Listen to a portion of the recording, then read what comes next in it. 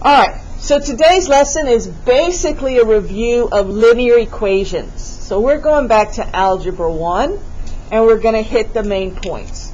So first of all, we're going to be talking about slope. So slope is defined as the change in y divided by the change in x.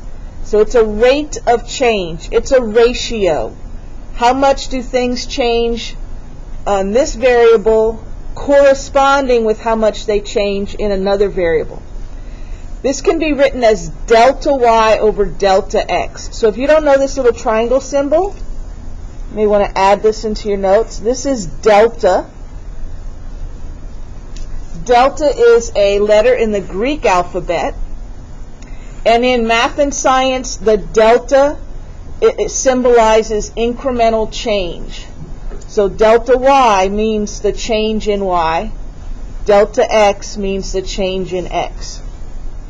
On the graph, this corresponds to the rise over the run, because your rise is your vertical, up and down, y, and your run is your horizontal, your left to right. Algebraically, the slope is y2 minus y1 divided by x2 minus x1. So if you take the y values and you subtract them, you are getting the change in y. You are getting the rise. And if you take the x values and subtract them, you are getting the change in x. You are getting the run. So all of these things are different ways to look at slope. When we find the slope of the line, it falls into 4 categories. So, lines that go up from left to right are positive slopes. We call this line increasing. We would say this function is increasing. Lines that go down from left to right will be a negative slope. We call that decreasing. Lines that go horizontal, they have a slope of 0. Okay? M equals, so look at what's happening. This line does not have any rise, right? From this point to this point, you don't go up at all. So the rise is 0 and the run is some number. So 0 divided by a number equals 0, right? The slope is 0. This line, because it's a horizontal line, is going to be, the y value is the same all the time, so it's going to have an equation of y equals a number. Now, that is completely different from our vertical line. If you look at a vertical line and you pick 2 points on it, the slope there, the rise, there's a number, right? You can count how much did it go up. It's going to go up a certain amount. But how much does it go left to right? 0. So remember, so we went over this a lot, dividing by 0 is undefined. So this is undefined. We can abbreviate undefined UND. So a lot of people get these two confused. So there is a difference between saying the slope is 0 or saying the slope is undefined. 0 divided by a number is 0. A number divided by 0 is undefined. Remember, we cannot divide by 0 because 0 does not have a reciprocal. So a line like this, the x is staying constant. So the equation for this line is going to be x equals a number. Alright, so that's a review of slope. Now, we have 3 different ways that we can write linear equations for lines. So let's go over each one. The one probably most familiar to everybody is the slope-intercept form. Y equals mx plus b. So a reminder, in this form, the letter m stands for slope, and the letter b is for our y-intercept. So it's named slope-intercept form because it has the slope and it has the intercept. So not very mysterious where that name came from. Our second form of an equation is the point slope form. And it says y minus y1 equals m times the quantity x minus x1. So in this case, m still stands for slope. Right? And then x1, y1, these are the coordinates for a point on the line. So the x1, y1 is any point that is on the line.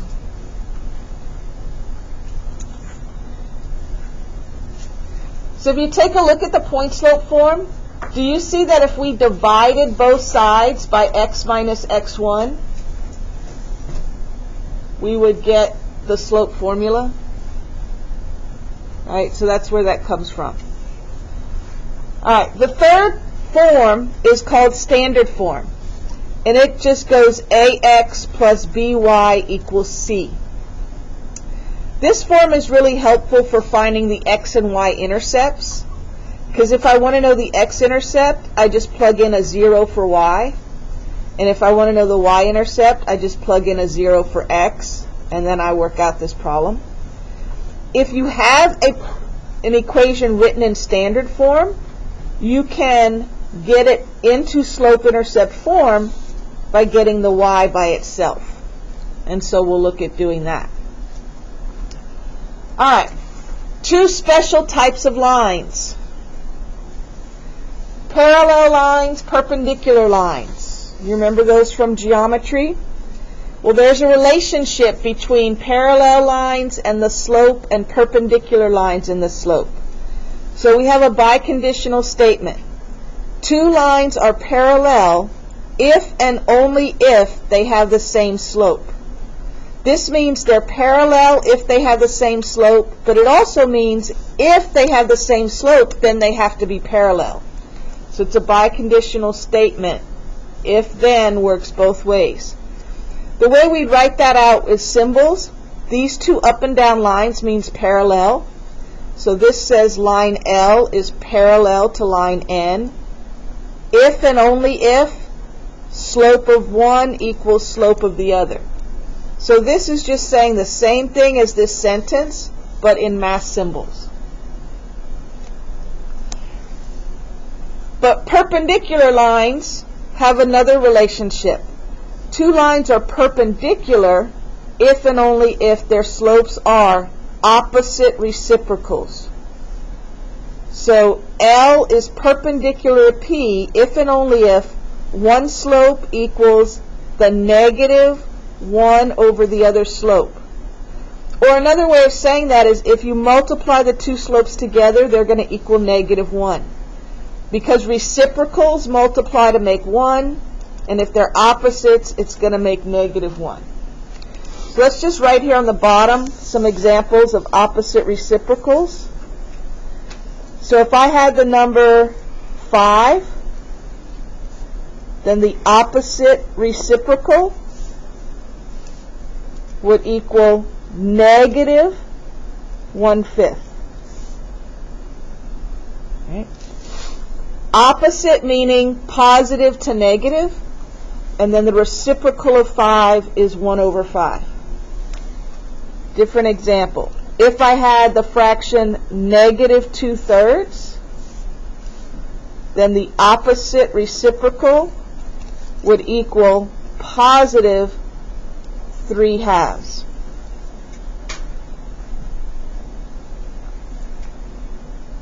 So opposite, because negative to positive, that's the opposite part, and then reciprocal, 2/3, reciprocal is 3/2.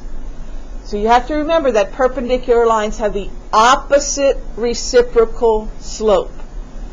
In my teaching, I have noticed sometimes students remember the opposite part, sometimes they remember the reciprocal part, and they forget the other. You have to put them together, opposite and reciprocal. All right, let's take a pause. All right, get together with a partner, might not even be somebody who's regularly in your group because we're missing so many folks, but find somebody to talk to, make a group of 3 if you need to, talk about all this stuff. What do you remember? What had you forgotten but now you remember? What do you not understand?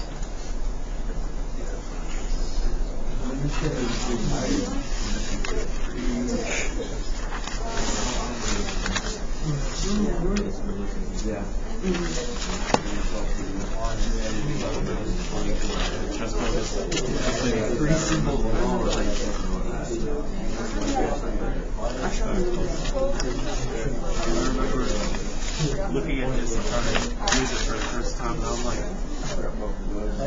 what? I was so confused thinking of these. They were right when they said, backing up trying, when they whenever you first see symbols, you're like, and then at the green, like when you're in college, it's the other way around. Whenever you see a number, you're like, because there's so many symbols. You thought multiplication was hard? Just wait till they introduce numbers. Oh, no, I meant letters. Those are tough.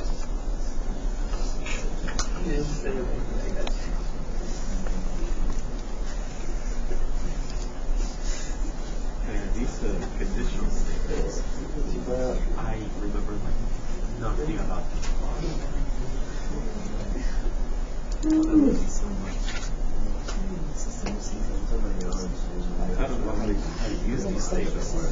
Infinitely, then, and only then, and there's like so many.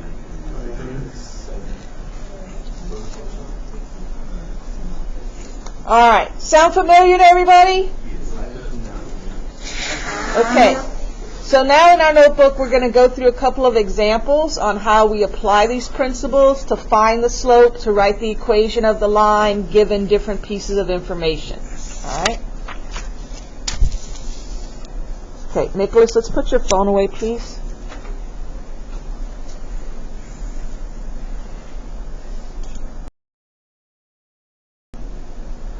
All right, so finding the slope. So our instructions are going to say find the slope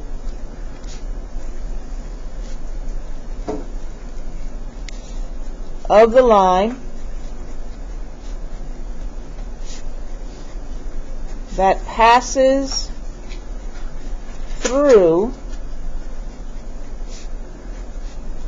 1, -2, and -3, 6.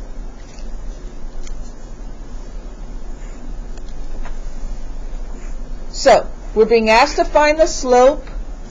We're being told 2 points that are on this line. So we could graph it and count rise over run, but it's probably much more efficient to just use the formula. So this is 1 point on the line. So this is x1, y1. This is another point on the line. So this is x2, y2. Now, it doesn't matter which one you say is x1, y1 and which one you say is x2, y2, but you just have to be consistent. So if you want this to be your first point, they have to both be 1 and 1. And if you want this to be your second point, they have to both be 2 and 2. You just have to make sure that you don't mismatch them. So then our slope is equal to y2 minus y1 over x2 minus x1. Change in y over change in x. So we just plug in those amounts. And so y2 is 6 minus y1 is -2 divided by x2 is -3 minus x1 is 1. So 6 minus -2 is 6 plus 2, which is 8. -3 minus 1 is -4. And 8 divided by -4 is -2. When we're working with slopes, we want to simplify our fractions. You don't usually want to change your fraction into a decimal form. So hardly ever would you want your slope to be expressed as a decimal. Sometimes if you're in a word problem context, maybe, but most of the time we want our slope to be written as a fraction in simplest form. Alright, another example would be if we want to write the equation of the line. And oftentimes we will be told what form to use. So write slope-intercept form.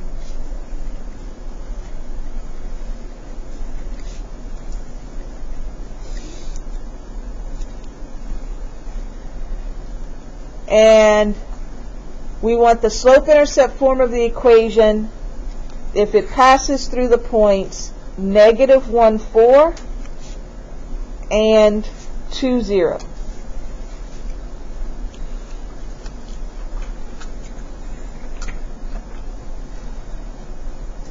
So if I need the slope-intercept form, the first piece of information I need is I need the slope. So the first thing you're going to do is you're going to find the slope. So I'm going to come in and label. Here's x1, y1. Here's x2, y2. So it's going to be 0 minus 4 over 2 minus -1. So 0 minus 4 is -4. 2 minus -1 would be 2 plus 1, which is 3. And I'm going to leave that as an improper fraction.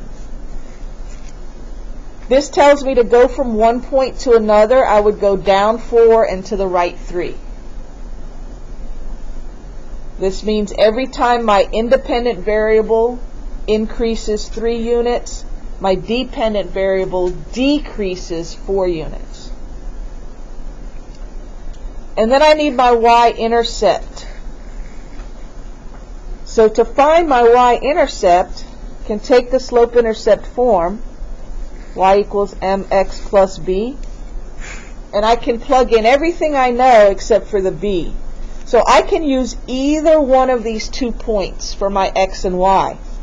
I'm going to pick this one since it has the 0 in there. So I'm going to plug in a 0 for y. I'm going to plug in a -4/3 for my slope.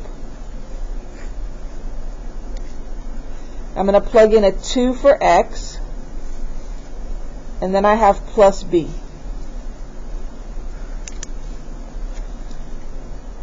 So then I'm going to multiply. Multiplying fractions, that's no problem. Top times top, bottom times bottom. That's -8/3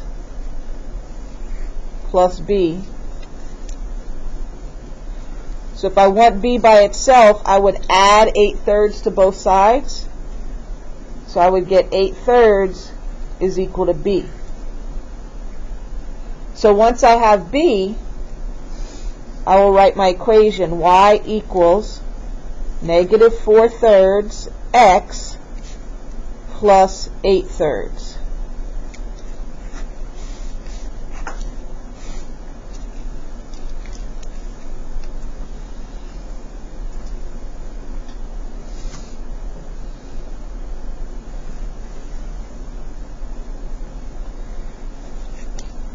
Alright, example of a different type of problem. What if I have a problem that's in standard form? 5x minus 2y equals 14. So this is in standard form. It goes ax plus by equals c. And I am supposed to find the slope and the y-intercept. So if I want to find the slope and the y-intercept, I need to take this equation and I need to put it into slope-intercept form. Y equals mx plus b. So what I'm really trying to do is to get this y by itself. I am solving for y. So I'm going to subtract 5x from both sides. And that's going to give me -2y.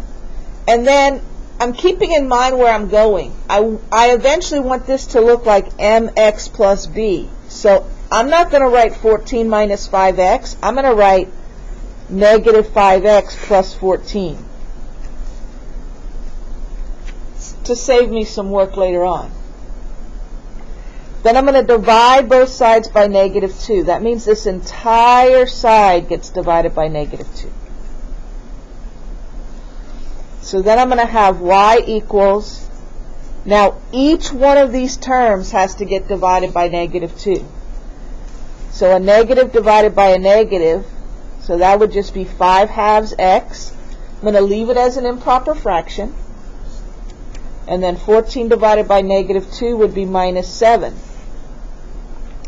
So when they ask me what is the slope and what is the y-intercept, I just read it right off of there. The slope is m, so it's 5 halves. The y-intercept is equal to negative 7. Now, if they ask me to write the y-intercept as a point, right, it's the point 0, negative 7.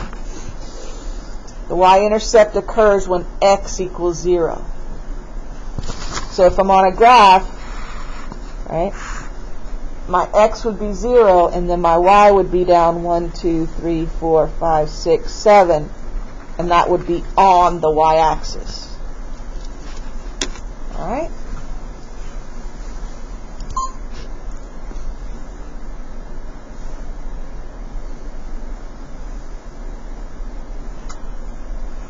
All right, guys, let me pull up Canvas.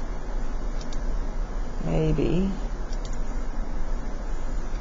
Oh, wait, here we go. And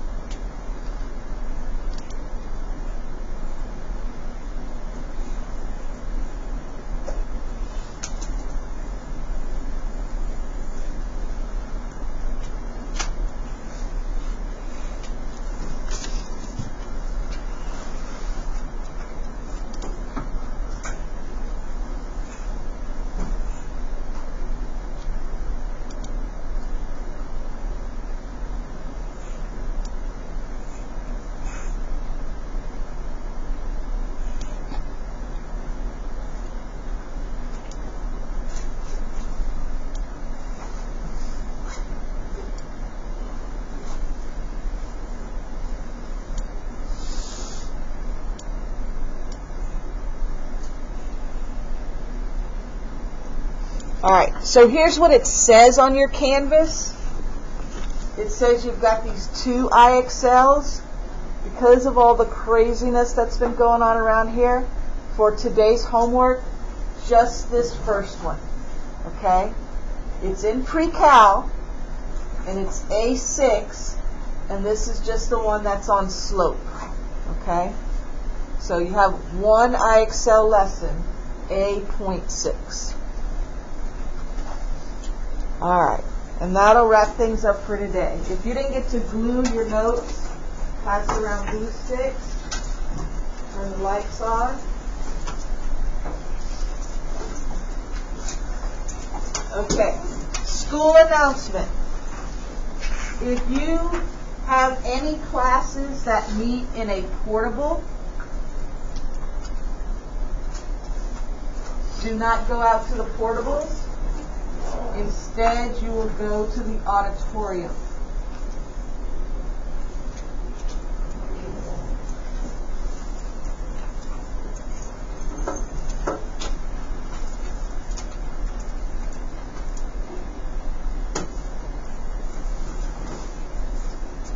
All right. Let me tell you about photographs coming up.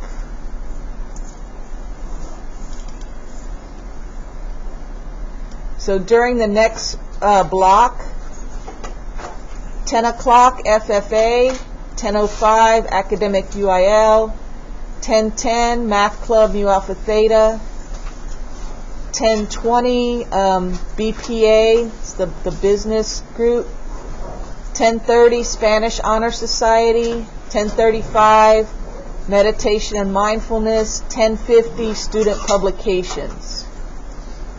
So those are the yearbook photos coming up in the next block.